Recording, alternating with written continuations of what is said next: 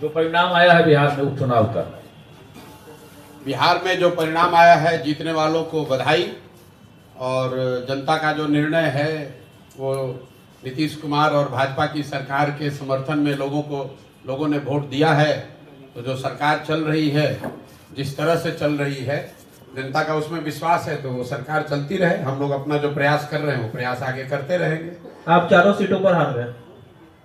देखिए, जन सुराज और जन सुराज अभियान दोनों को दो तरीके से देखिए। जन सुराज अभियान जो है उसको बिहार में स्थापित करने में, बिहार के घर घर पहुंचाने में 2 वर्ष का समय लगा है। बहुत लोगों ने जब अभियान की शुरुआत हुई तो ये कहा कि बिहार में तो कोई इसकी जगह ही नहीं है, कोई इसको मानेगा नहीं, कोई सुनेगा नहीं। लेकिन बिहार के एक बड़े जनमानस में आज जन सुराज की बात को लेकर, जन सुराज की परिकल्पना को लेकर, बिहार में बदलाव को लेकर एक सकारात्मक सोच बनी है। अब उस सोच को दल में और वोट में परिवर्तित करने की जो बात है, तो 1 महीना पहले जन सुराज दल बना है और 1 महीने में आज 10% वोट लेकर जन सुराज ने अपनी शुरुआत करी है। आपको जस्ट कॉन्टेक्स्ट के लिए बता दूं, मैं ये नहीं कह रहा हूं कि 10% वोट बहुत बड़ा वोट होता है, लेकिन बिहार में भाजपा यहाँ देश की सबसे बड़ी पार्टी है, उसको 21% वोट है। पिछले विधानसभा में भाजपा को 19.6% वोट था। राजद को 20% वोट मिला है, जदयू को 11% वोट मिला है, जन सुराज को 10% वोट मिला है। और इससे बहुत बेहतर हो सकता था, लेकिन जन सुराज दल 1 महीना पुराना है, सिंबल 10 दिन पुराना है, कैंडिडेट नए हैं और उन क्षेत्रों में चुनाव हुआ है जहां पर जन सुराज की पदयात्रा नहीं हुई है, जन सुराज पार्टी का कोई संगठन नहीं है। ये कोई एक्सक्यूज नहीं है, इससे बहुत बढ़िया प्रदर्शन हो सकता था, लेकिन जो है इसको देखेंगे और इससे और बेहतर कैसे करना है उसके लिए पूरी तरीके से प्रतिबद्ध हैं। 10% आया है, अगर 1% भी आता तो भी हमारे अपने प्रयास में, हमारे कमिटमेंट में, बिहार को सुधारने के जज्बे में, उसमें 1% की भी कमी नहीं आने वाली है। आपको ऐसा लग रहा है कि 10% आया, कौन चुनाव जीता कौन हारा, अगर 10 बरस भी लगेगा तो भी प्रशांत किशोर जन सुराज के इस अभियान से पीछे हटने वाले नहीं हैं। आज 10% जनता बिहार की मानी है, जब वो भी दिन आप देखिएगा जब 30%, 40%, 50% जनता मानेगी। और तब जब तक नहीं मानेंगे तब तक जन सुराज का और प्रशांत किशोर का ये प्रयास उसी तरीके से निरंतर, उसी ईमानदारी और शुद्धता से चलता रहेगा, उसमें कहीं कोई किंतु परंतु नहीं है। प्रधान जी, मेरे भाई ऐसा है कि 2 ही पर दिख रहा है, 2 पर तो फिर हम 2 पर तो कंटेस्टेड सीट में उसमें 25% वोट मिल गया। ओवरऑल जन सुराज को जो 70,000 वोट मिला है, मैं उसकी बात कर रहा हूं, कंटेस्टेड सीट की बात नहीं हो रहा। कंटेस्टेड सीट पर कितना वोट शेयर है वो तो अलग अलग देखना पड़ेगा। मैंने ये कहा कि कुल जमा 1-1.5 महीने पुरानी पार्टी है।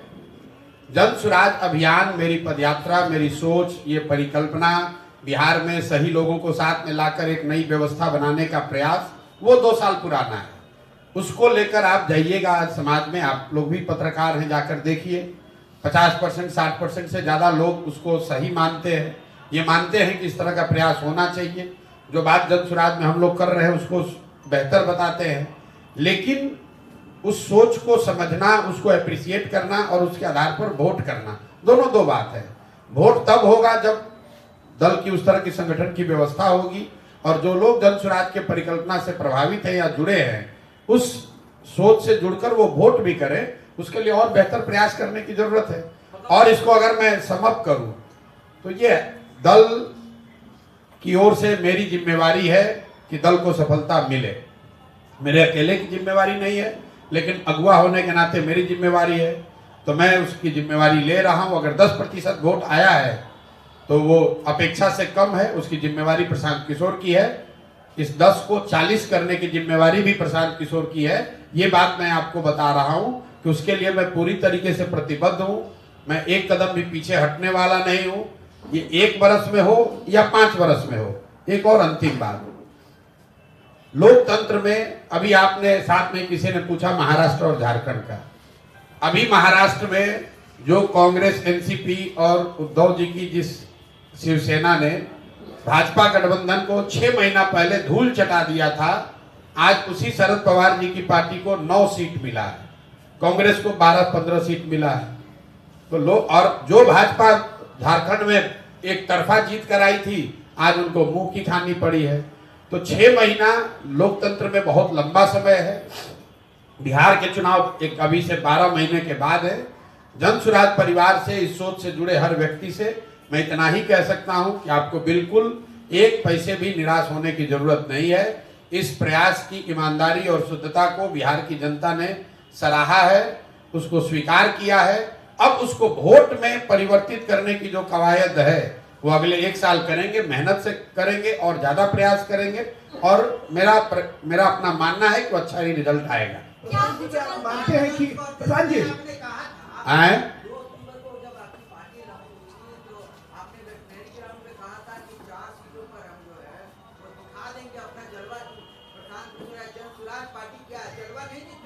अब देखिए, जलवा दिखा कि नहीं दिखा ये तो आपका अपना मानना है। बिहार में पिछले बार आपके अपने यादाश्त में 1 महीना पुराना कोई दल 10% वोट लेकर आया हो तो आप हमको बता दीजिए।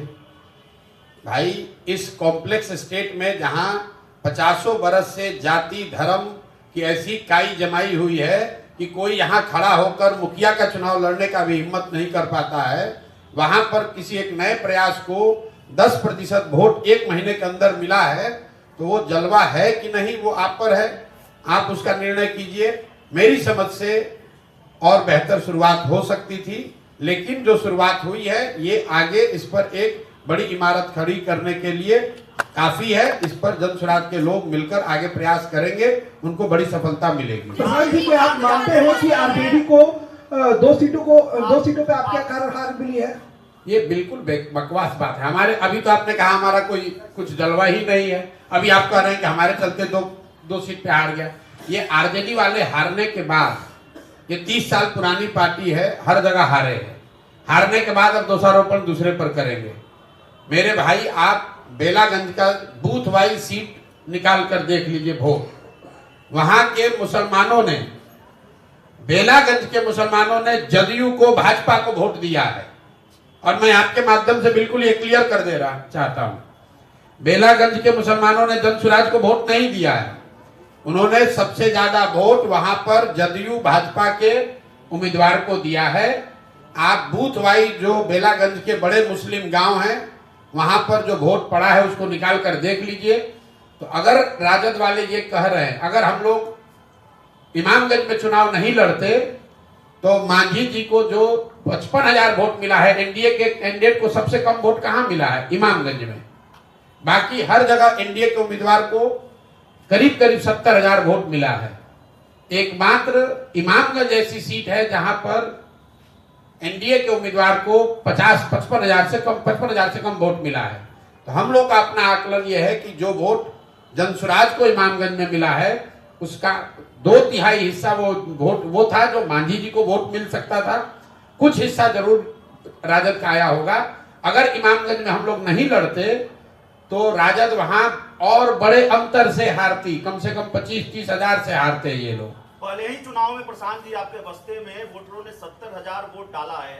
राजनीति की स्थापित परंपरा है, गठबंधन को लेकर ऑफर आ सकते हैं। मन डोलेगा नहीं डोलेगा? बिल्कुल भाई, ना मन डोलेगा ना कार्यक्रम डोलेगा। जन सुराज को सुधारने, जन सुराज का जो अभियान हमने शुरू किया है वो 10% वोट के लिए नहीं है, 30,000 वोट के लिए नहीं है, किसी को जिताने हराने के लिए नहीं है, बिहार में व्यवस्था परिवर्तन के लिए है। और वो मैं इस बात से मैं पहले भी कहता रहा हूं कि मैं इस बात से वाकिफ हूं कि ये कठिन काम है, लेकिन कठिन है इसीलिए मुझे करना है। मुझे ये इस बात का एहसास है कि इसको करने में 10 वर्ष भी लग सकता है, लेकिन आप मत घबराइए, हम 10 वर्ष भी अगर लगेगा तो करे बगैर नहीं मानेंगे, बिल्कुल किया जाएगा। 10% वोट बिहार में ये साधारण बात नहीं है। जो लोग आप पत्रकार हैं, राजनीति कवर करते हैं, कौन दूसरा दल है जो यहाँ 3 दल रूलिंग दल है जो गठबंधन में लड़ते हैं, पिछले बार विधानसभा चुनाव में भाजपा को 19.6% वोट आया है बिहार में। 19.6% भाजपा को वोट आया है। देश की सबसे बड़ी पार्टी है। और हम लोग 1 महीना पहले पार्टी बना है। सिंबल जन स्वराज को 1 नवंबर को मिला है। जो कैंडिडेट चुनाव लड़ रहे हैं, जो लोग चुनाव लड़े, वो सिर्फ 10 दिन उनके पास अवसर था घर घर पहुंचाने के लिए कि ये हमारा सिंबल है। उस 10 दिन में भी 2 दिन दिवाली और 4 दिन छठ में चला गया। मैं इसका एक्सक्यूज नहीं दे रहा हूं, मैं बार बार कह रहा हूं हमारी कमी है और बेहतर होना चाहिए। लेकिन अगर कमी भी है तो 0 से 10 हमने पहुंचाया है, तो 10 के ऊपर भी ले जाने की जिम्मेवारी जन स्वराज के साथियों की है। अब घबराइए नहीं, इसको आगे ले जाने का पूरा प्रयास करेंगे और उसमें सफलता भी मिलेगी। प्रशांत किशोर से क्या कुछ गलतियां रह गई हैं? गलती की कोई बात नहीं है। देखिए, गलती ये है कि दल नया है, सिंबल नया है, प्रत्याशी नए हैं, और जिन 4 क्षेत्रों में चुनाव हुआ है वहां पर कोई पदयात्रा नहीं हुई है, वहां जन स्वराज का कोई संगठन पहले से है नहीं। इसके बावजूद चारों सीट पर चुनाव लड़ना, तय करना, इसको अगर गलती मानते हैं तो हमारी गलती है। लेकिन क्यों किया गया है?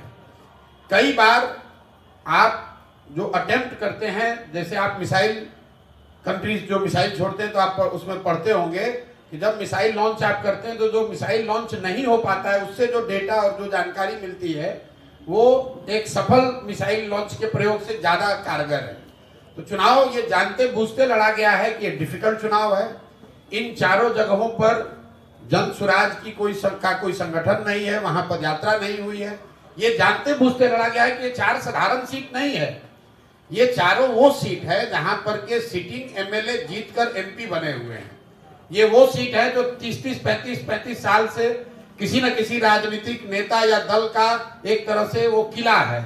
वहां पर जाकर मजबूती से चुनाव लड़ने का प्रयास इसलिए किया गया है कि लड़कर देखें कि इस परिकल्पना को जब राजनीतिक स्वरूप दिया जाता है तो उसमें क्या बेहतर है, क्या खराबी है। अब सारी जानकारी इकट्ठा हो रही है। इसके बाद आप देखेंगे कि जितनी मजबूती से जन स्वराज की परिकल्पना को, अभियान को घर घर पहुंचाया गया है, उतनी ही मजबूती से अगले 3 महीने में जन स्वराज दल को भी, सिंबल को भी उतनी ही मजबूती से पहुंचाया जाएगा, ताकि आने वाले चुनाव में ये दिक्कत ना हो कि लोग सिंबल नहीं जानते हैं, प्रत्याशियों के बारे में नहीं जानते हैं, दल का संगठन नहीं है। उस चीज को अगले 2-3 महीनों में पूरा करने का प्रयास करें। प्रशांत जी, एक सवाल ये है कि आप कितनी सीटों पर जमानत बचा पाए? 4 सीट पर आपने उम्मीदवार दिए थे।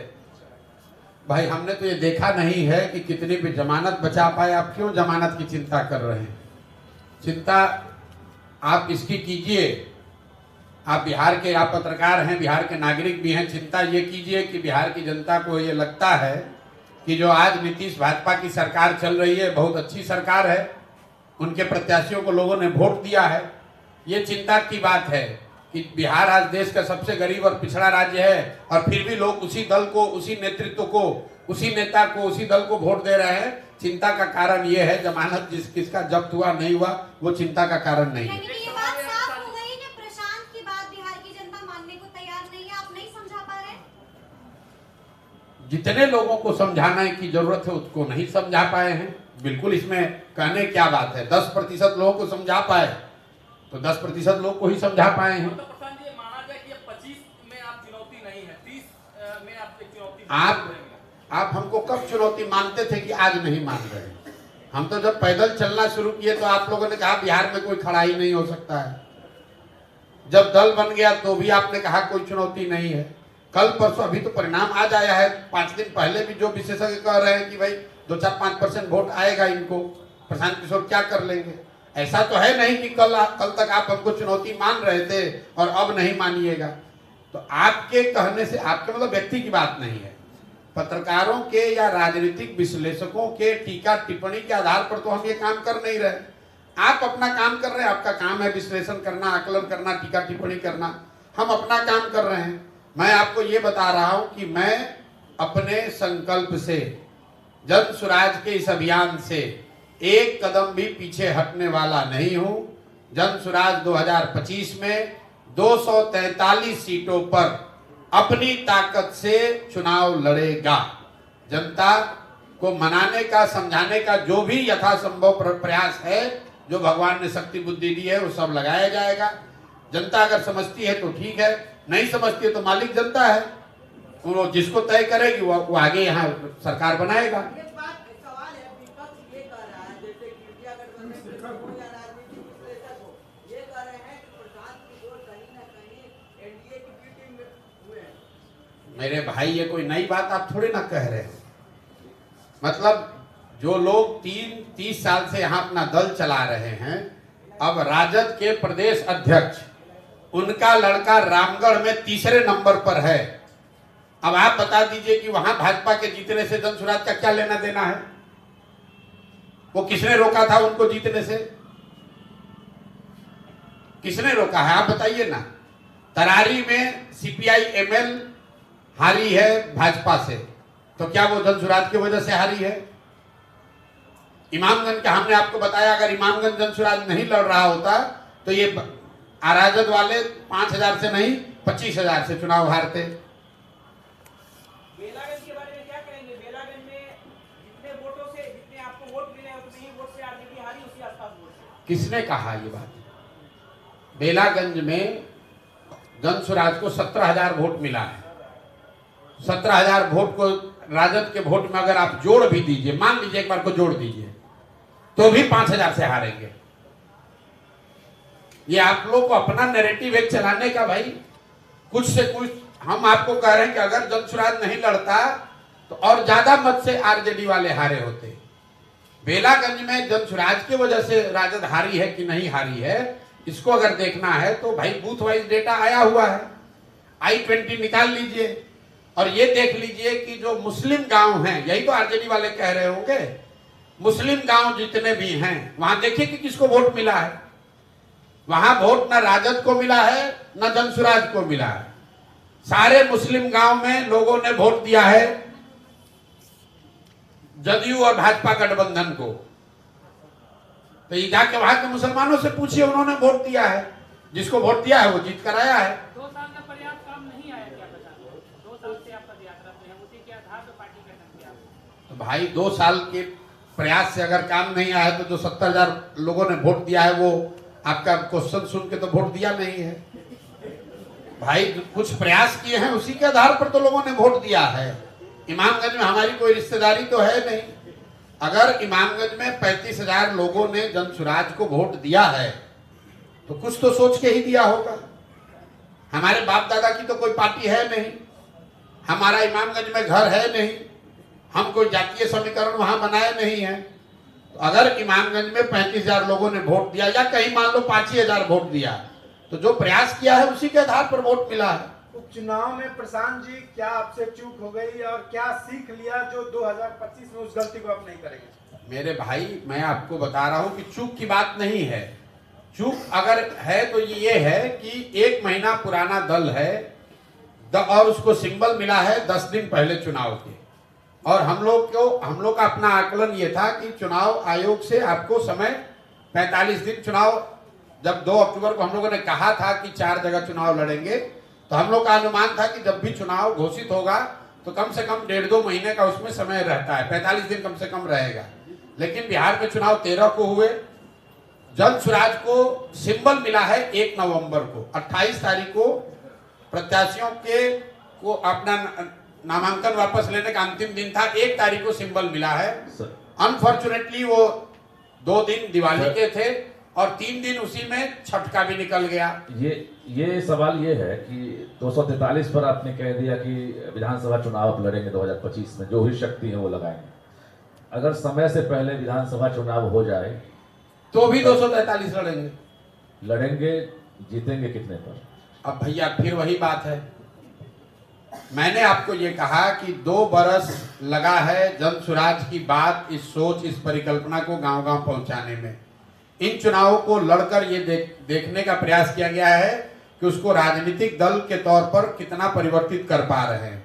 और जो आंकड़े, जो जानकारी, जो अनुभव अभी हासिल हुआ है, इसके आधार पर आप मेरे से मार्च में बात कीजिएगा। मार्च तक दल को इस स्थिति में ले आएंगे कि वो हर जगह बहुत मजबूती से चुनाव लड़ सके। एक सवाल है कि चुनाव से पहले इंडिया ब्लॉक के तमाम नेता हैं?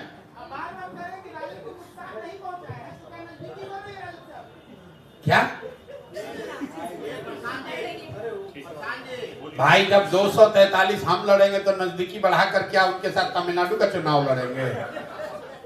नजदीकी आप गजब बात कर रहे हैं। हमारी नजदीकी किसी से ना है ना हो सकती है, क्योंकि जन स्वराज को 243 सीट पर लड़ना है तो कौन दल है हमारे साथ नजदीकी करेगा भाई? वो अपना दल अपना जीरो करना चाहेगा तभी तो हमसे नजदीकी बढ़ाएगा।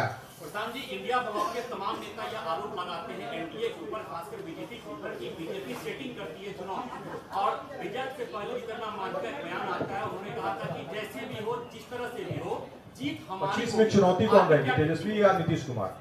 भाई, हमने पहले भी उपचुनाव से पहले भी कहा है कि लड़ाई यहाँ पर एनडीए से ही है, भाजपा नीतीश कुमार से है, आरजेडी से नहीं है। आप मेरे पुराने सारे बयान निकाल कर देख लीजिए, क्योंकि लोकसभा के चुनाव में भी 176 जगह पर एनडीए के प्रत्याशी ही आगे थे, अगर लोकसभा के चुनाव को विधानसभा के नजरिए से देखिएगा तो।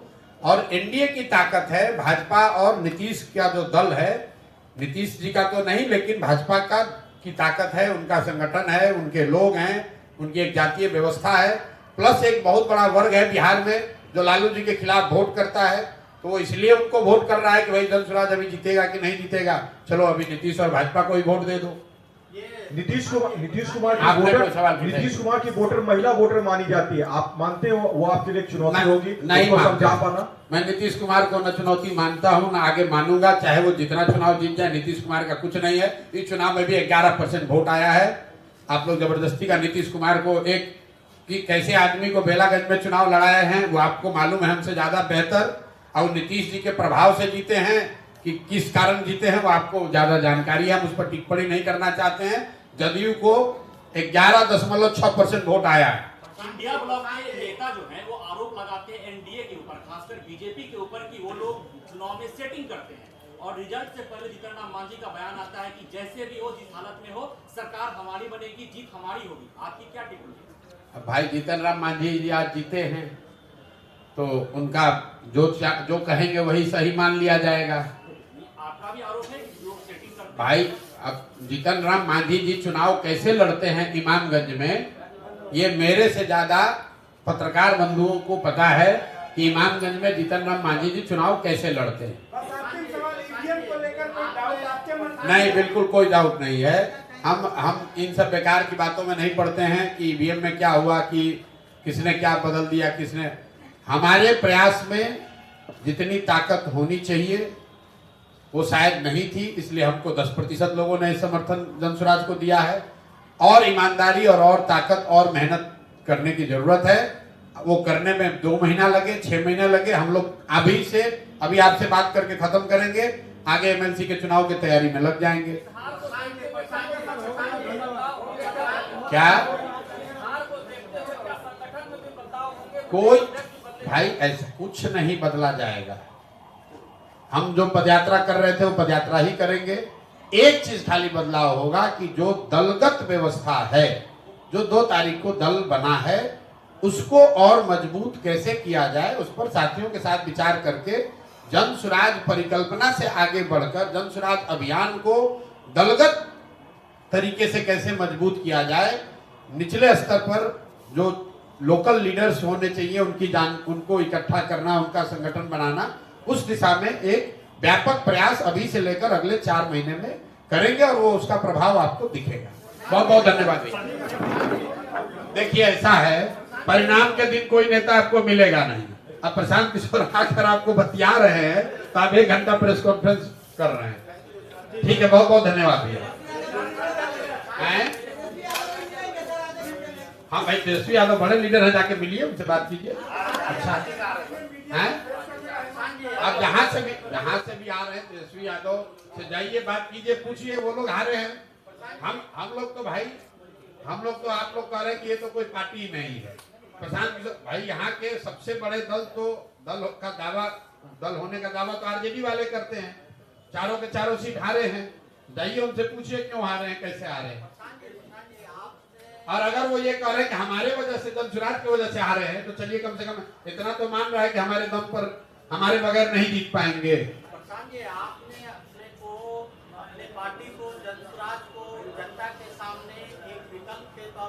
महागठबंधन और राजद के विकल्प के तौर पर पेश किया था। जी, इस चुनाव को लिटमस टेस्ट माना जा रहा था। भाई कौन मान रहा है लिटमस टेस्ट? आप ऐसा है कि आप सुनिए, ऐसा मेरे भाई देखिए, अपने पार्टी को कहाँ पा रहे हैं? हमको पाने की जरूरत नहीं है। जन सुराज को लेकर आज आप बिहार में कहीं जाकर सर्वे कर लीजिए, क्योंकि जन सुराज पर 2.5 बरस काम हुआ है। जन सुराज दल स्कूल का बस्ता वो 10 दिन पुराना है। उसका आप कंपैरिजन कर रहे हैं लालटेन से, तीर से, कमल से, जो 20 साल 30 साल पुराना है।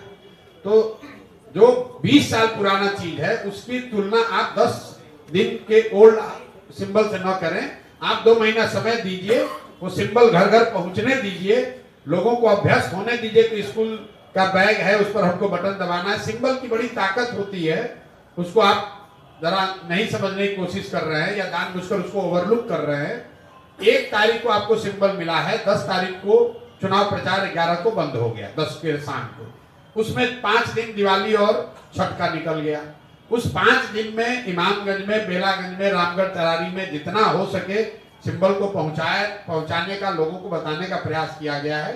और मैंने आपको पहले कहा कि ये उन इलाकों में चुनाव था जहां जन सुराज की पदयात्रा नहीं हुई है, जहां दल का संगठन नहीं है पहले से, फिर भी दल के साथियों की मदद से चुनाव लड़ा गया, मजबूती से लड़ा गया। आप लोगों ने भी देखा होगा कि वोट चाहे जो भी मिले बहुत मजबूती से